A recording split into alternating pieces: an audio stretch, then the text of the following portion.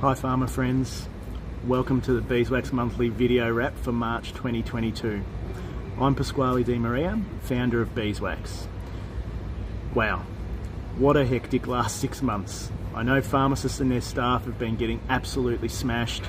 My sincere apologies that these videos have not been as regular as they used to be. We've recently brought on another bookkeeping business and have been working tirelessly to beeswaxify their systems and move to a complete work from home arrangement.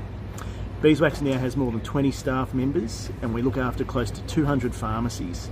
I couldn't be prouder of the team and all the work they've put in to enable us to grow at such a rate. Well, who can remember what they were doing this time 2 years ago? 12-hour shifts were the norm, stock shortages were rife, customers were losing it, and everyone was preparing for the apocalypse by buying up all the toilet paper. Pharmacy bore the brunt of the public's confusion, fear and anger, but everyone stood firm and showed why we are considered a pillar of the community. I think we'll all be telling future pharmacy interns about March 2020 and how we survived it as the craziest month in our career. Fast forward to March 2022 and it doesn't really feel like life has gotten any easier in pharmacy land. There have been a few lulls, but vaccinations and concessional rat tests have meant the bombardment hasn't stopped. Combine this with a shortage of pharmacists and assistants and it's no wonder pharmacy staff are exhausted. We're almost ready to launch a fantastic program that we believe will help pharmacists and their staff manage these never before seen levels of stress and digitalise their HR process. But more on that in the coming months. Even though things have been crazy, March also signals the time of year when pharmacy owners should be turning their attention to tax planning for the end of the financial year and the year ahead. Is there a major purchase you want to complete before 30 June? How's your budget comparing to actual financials? I recommend every pharmacy owner making a time with their accountant in the coming weeks to discuss these matters so there are no surprises in the lead up to the end of the financial year. As a former pharmacy owner, I'm still amazed at how many new owners are not being advised by industry specialists. It makes sense to have someone in your corner that understands the industry you're entering, whether it be accountants, lawyers, brokers, or, like us, bookkeepers. I'm always happy to recommend pharmacy specialists that we've had dealings with in the past to anyone that wants to reach out. So now for the February 2022 data wrap.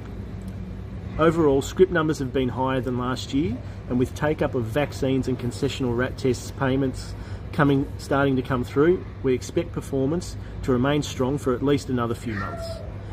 Medical centre pharmacies have all trended upwards this month when comparing to last month and last year, up 6% on last month and 3% on last year. OTC and front of shop sales seem to have rebounded for these guys this month, and we're seeing more scripts and customer numbers return as doctors move away from telehealth and start seeing patients in person again. Rural pharmacies have been fairly consistent, comparing to last year with only a 2% drop in turnover, but they have seen a 3% rise in turnover comparing February with last month. Script and customer numbers remain steady here with the expected jump in Feb comparing to the slow month of January. Shopping strip pharmacies still appear to be the best performers coming out of the pandemic, with a 7% increase in turnover this month compared to Feb last year, and also a 6% jump compared to last month.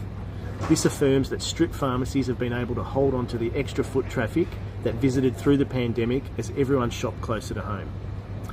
Shopping centre pharmacy owners have had a steady month compared with January, as there seemed to be a lot of discretionary spending happening after the Christmas period. Excuse the airport notification. Customer numbers were lower, but scripts remained steady compared to last month. Turnover in Feb was down 3%, but higher compared to February last year, up 4% on those figures. Thanks everyone for watching. Don't forget to join the Beehive for all our other pharmacy related articles, and I'll catch you next month.